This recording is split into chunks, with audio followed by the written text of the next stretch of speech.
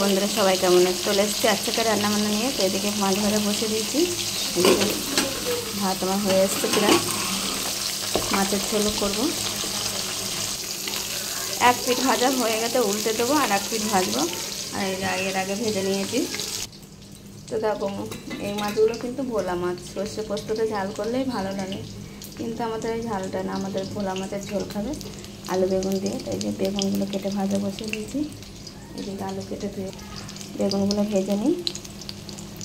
বেগুনগুলো আমি ভালো করে ভেজে নিয়েছি, তুলে নেব এবারে। তেল দিয়েছি, তেলে 2-3টে শুকনো লঙ্কা ফোড়ন দিয়েছি, আর কালো জিরে ফোড়ন দিয়েছি। এবারে আলুগুলো দেবো। আলু দিয়ে দিয়েছি, আলুর ঘরেও নুনটাও দিয়ে দিলাম। আলুটা ভাজা হোক একটু, মশলাটা দিয়ে দেবো। পোস্ত, শুকনো কাঁচা লঙ্কা আর সর্ষে পেস্ট করেছি মিক্সিতে। তো দেখো, মশলা দিয়ে দিলাম, তার সাথে হলুদও দিয়ে দিলাম। আলুটা ভাজা ভাজা হয়ে গেছিলো বলে ভালো করে মশলাটা কষিয়ে নেব, নিয়ে জল দিয়ে দেবো। ভোলা মাছ কার কেমনভাবে খেতে পছন্দ কমেন্ট করে জানিও, কে কেমন রান্না করে খাও। আমাদের ভোলা মাছ নিয়ে আসলে এরকমভাবে রান্না করে খাওয়া। পেঁয়াজ দিয়ে ঝাল করলেও ভালো লাগে টমেটোর সঙ্গে, তা আমরা বেশিরভাগ এইভাবেই খাই। এটাই খেতে পছন্দ করে সবাই। ঝাল করলে টমেটো দিয়ে খেতে পছন্দ করে না, অত ভক্তি করে খায় না খাবারটা আর কি। এটা করলে এটা তো দেখেছি খায় ভালো, তাই এটা এভাবেই করি।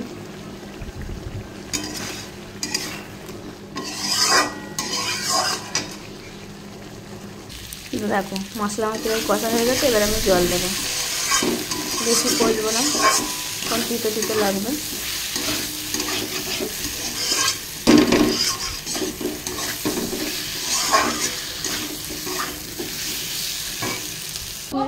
তো দেখো, তরকারির ঝোল আমার ফুটে গেছে, মাছ দেব। তো দেখো, গা মাখা মাখা ঝোল আমার হয়ে গেছে। মাছের তরকারি পুরো কমপ্লিট, সব আলু টালু বেগুন সব মাছ আর কি সব ঠিকঠাক হয়ে গেছে। তো আজকে রান্না বান্না তো এই ছিল বন্ধুরা।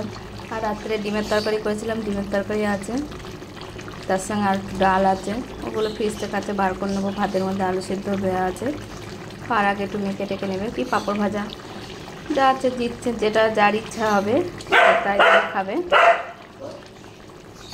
তো কেমন হলো রান্নাবান্না কমেন্ট করে জানিও বন্ধুরা। সবাই ভালো থেকো, সুস্থ থেকো, টাটা।